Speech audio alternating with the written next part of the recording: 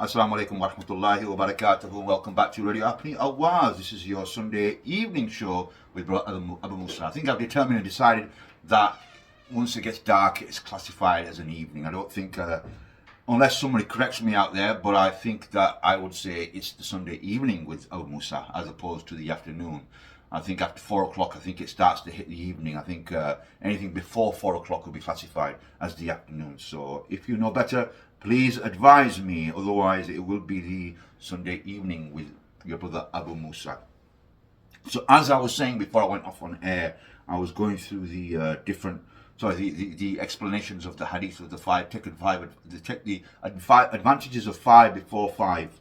So it's really, it's a very pertinent hadith, brothers and sisters, and I wanted to emphasize that because I just feel it kind of wraps up our complete purpose in life. To me, there's times in your life where you read something and it has very little effect, and there's other times where, as you become a bit more matured and you wisen up in life and you have a few experiences of life. I'm only speaking for myself, so maybe those of you out there who are more younger and wiser than me can really it really hits a chord with you, and you start to think, subhanAllah, there's a very profound kind of hadith when you think about it, and you appreciate in the context of Islam how this hadith, how it really kind of sets the agenda for us as believers, and we will all kind of face some of these struggles throughout our lifetime, whether it be with the aging process, with our health, with our wealth,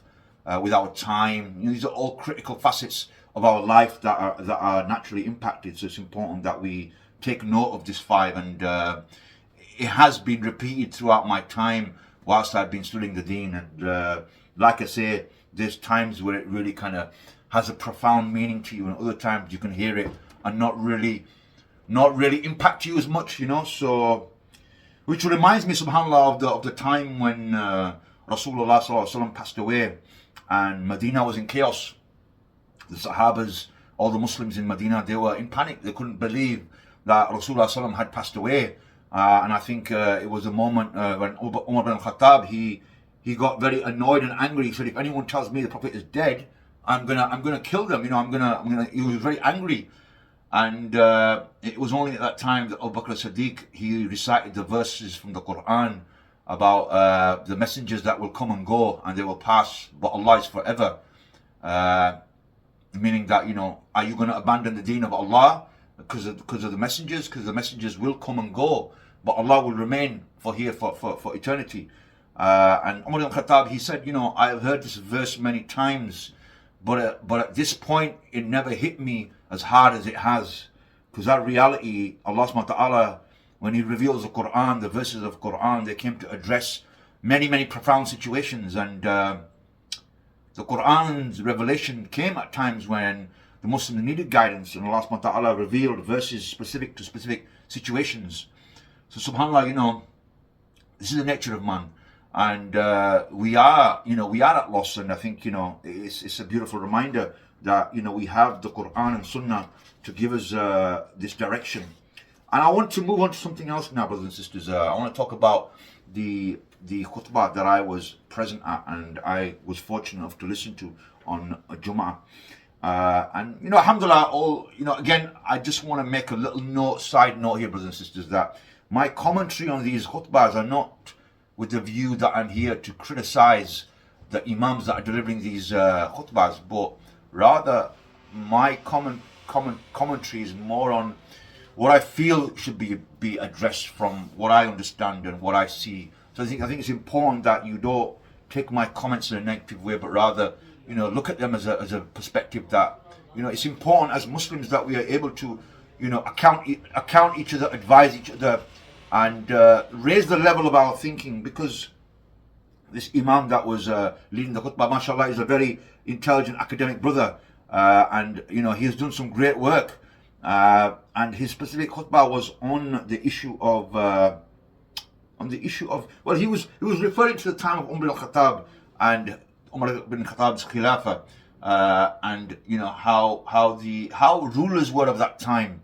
And I was sat back and I was thinking, wow, this is great. I'm really impressed with this kind of tone and direction of this conversation.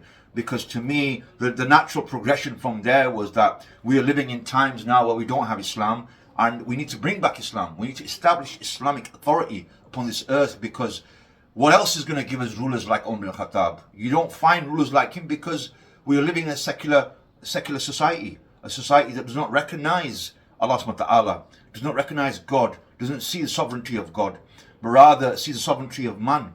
And rather, the conversation took a downward kind of like spiral to address the individuals, and we were the finger was more pointed at us to become better Muslims and to become more like the likes of Umar al-Khattab. But we need to remember that what was it that raised Umar al-Khattab to such great heights? Even he said that you know that famous great line when he was going to meet I think he was going to meet the Persian or the Roman king at the time, and his servant said to him, "But you look at you, Umar, radiyallahu anhu, you are the leader of the Muslims, the mu'mins, and look at the state of you.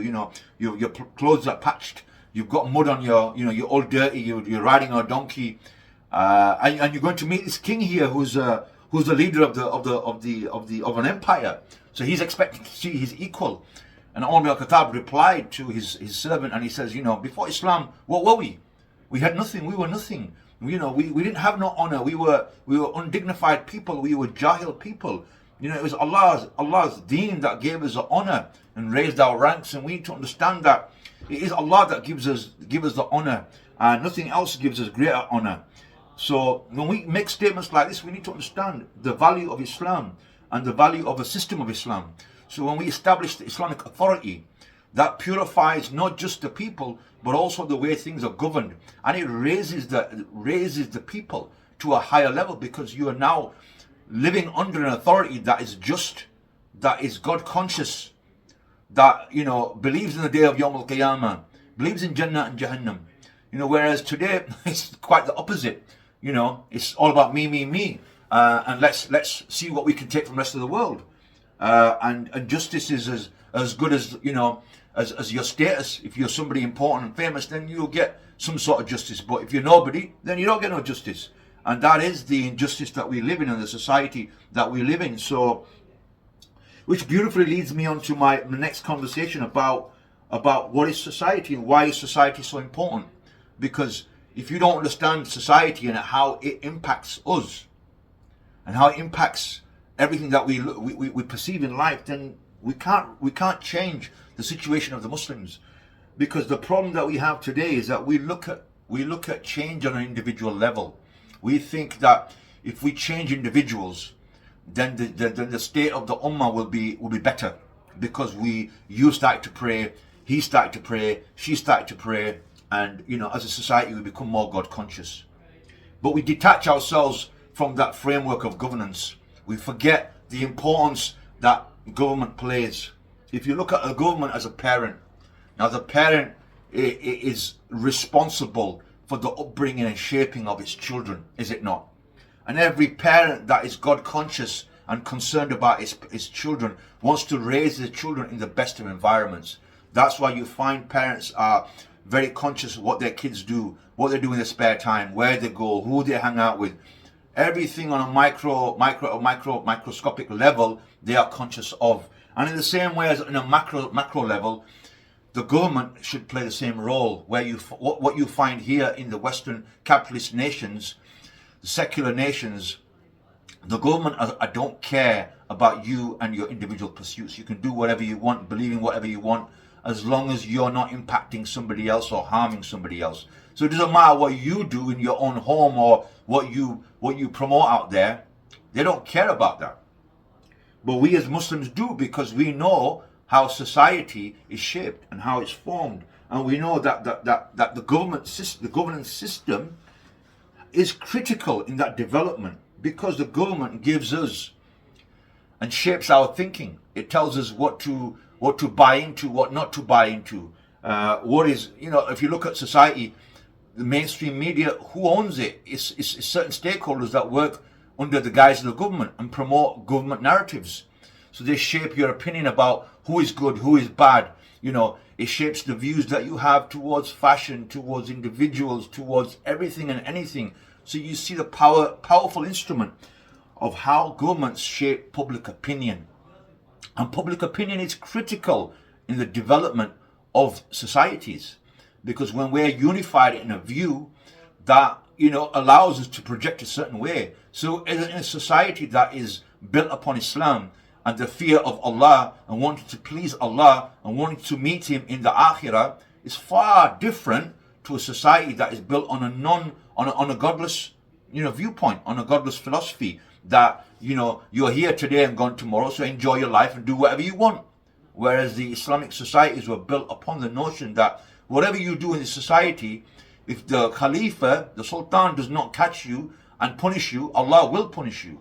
So you are constantly living underneath that reality that, you're surrounded by Islam, by the Quran, by the Hadith, by the reminders, by the punishment system, everything that you can.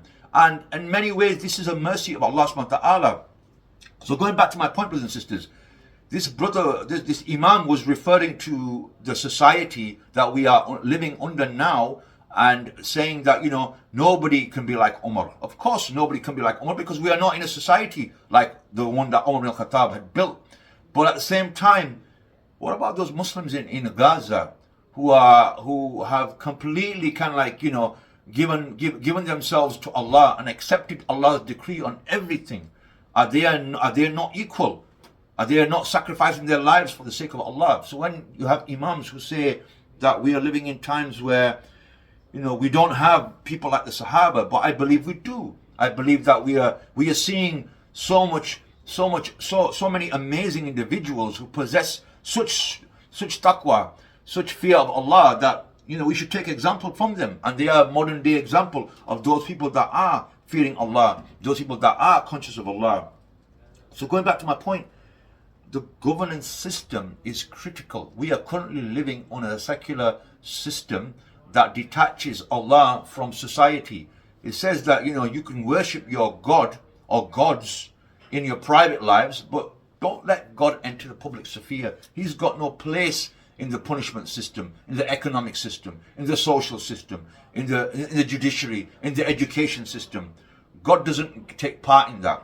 Whereas in Islamic governance state, in the Islamic state, you would have all of the tenets built upon Islam. You'd have the education system built upon Islam. You would have the economic system acting on the proviso of an ethical position that what pleases Allah. So it's not about usurping resources from the third world countries. It's not about bringing benefit to those big major multinationals.